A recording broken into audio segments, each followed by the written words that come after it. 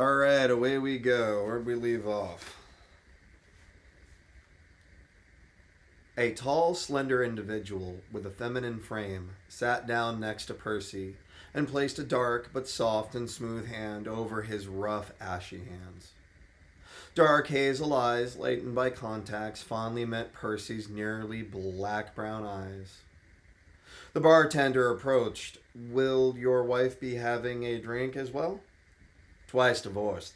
This is my sister, he said with a weary smile. Sib, we talked about this, they corrected. Sorry, Sib, he quickly adjusted.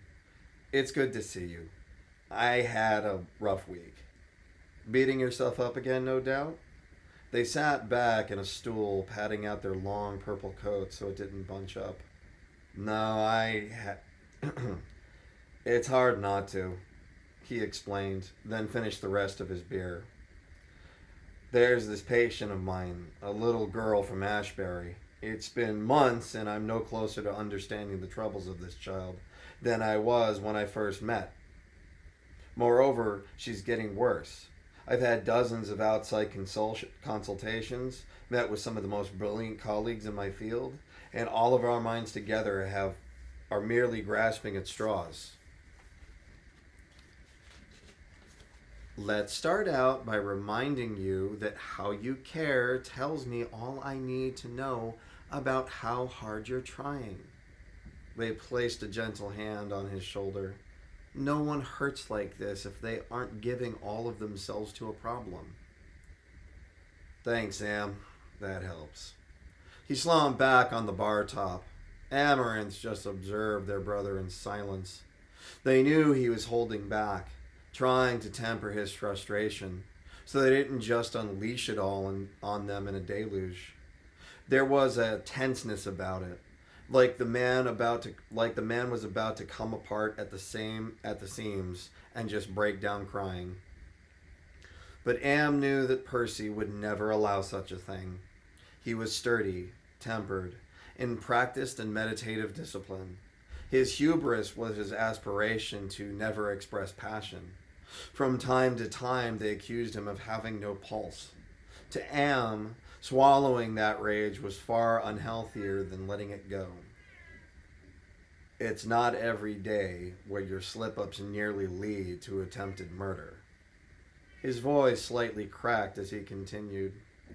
He swallowed and had found his resolve, speaking in a low, calm tone. It's impossible to have something like that happen and not question everything about your whole life.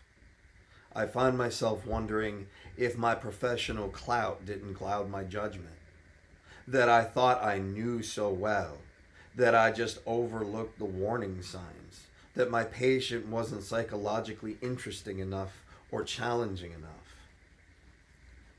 Careful you don't tell me too much. Am was trying to spark a chuckle out of their brother. More than anything, seeing him like this made their heart ache. It was the gruesome details that he couldn't tell them. It's fine as long as I don't go into details or use names. This was half-truths. He was pushing the envelope and he knew it. He just needed someone to talk to, and all he had was Am. I can see myself lightening up with that dumb smirk across my face every time she stepped into my office. It used to be like I was taking a break from all the hard cases. Like, oh shit, this day's gonna be easy. Like some bored accountant. I even looked forward to it. Yeah, her case was fascinating, downright perplexing. But I had forgotten about it the moment she left my room. After work, I didn't spend one idle moment thinking about her. With all the misery and pain that crossed my desk, I don't think I remembered her at all. Percy paused as he ordered up another drink. Am watched with concern, but let the man collect his words. They ordered themselves a cordial to sip. After a few sips, he spoke again. Then the phone call came. A crying mother, an angry father, yelling and hysterical. At first, it was everything I could do to calm the wife down enough to talk to her. She said this little girl had killed so many, but Lord knows she couldn't get anything intelligible out. Can't say that I blame them. It's well beyond a parent's worst nightmare when you discover your child had killed the neighborhood cat and finger painted with its guts. I am sorry, what now? Am nearly balked. The bartender and a patron at the bar took note of the conversation, making Percy deeply uncomfortable. He shot his his sibling a stern look. Indeed, this was not the sort of thing that he was supposed to talk about in public. Am was an important confidant of his. They got him through his 2 divorces, they got him through the death of his mother, but this was more shocking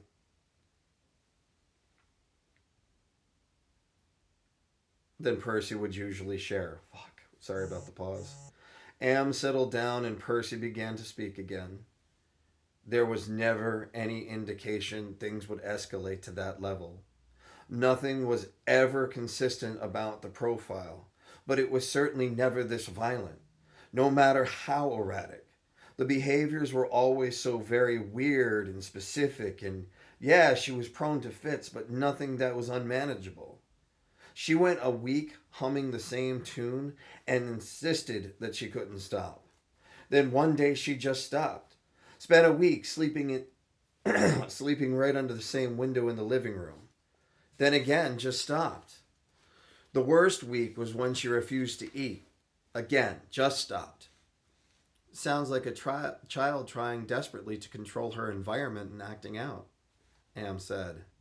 That's what I thought. The first thing I addressed was all forms of self-image and control issues. When her rituals were interrupted, she became downright defiant, even agitated, sometimes aggressive. Literally nothing could be persuaded her literally nothing could persuade her from them, like a compulsion. But compulsion should remain consistent, as should the rituals. He looked over at his sib and made a face. Do you want to know what she said to me when they found the animals? Dish. Am was already giving him their undivided attention, but made sure he knew it. She said she was done with them anyways. There was an icy cold pause. If anything, the one thing consistent about all of her habits is that they only last 7 days. It's like she's experimenting with obsession. Like each obsession isn't fulfilling her psychological needs, so she just abandons them. Anne was deeply intrigued. And there was never any escalation before now? Mind you, starving oneself is a form of self-harm. For 5 full months, all her problems were merely disciplinary. Then Monday they found the animals. Then yesterday, he shook his head. She strangled her friend until she was unconscious. She confessed to me, not 4 damn hours ago, that she was trying to kill her friend, and that she wasn't even remotely concerned about the consequences. She told me she was in total control and that death was temporary. She even asked me if I wanted to try. This girl is only 9.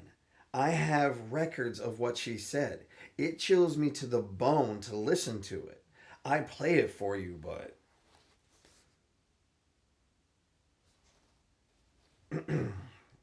Yeah, that would be a breach of your client's trust. Am smiled and shook their head at their brother. Goddamn, too stoned for this. She told me that her friend wouldn't really die.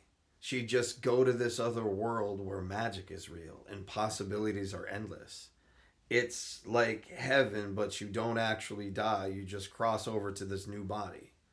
She wanted to send her friend there as some sort of reward, but also she'd have a friend when she went herself. Maybe she was even hinting at killing herself, but it's hard to understand where this delusion is coming from. She said something would take their bodies and keep them alive here.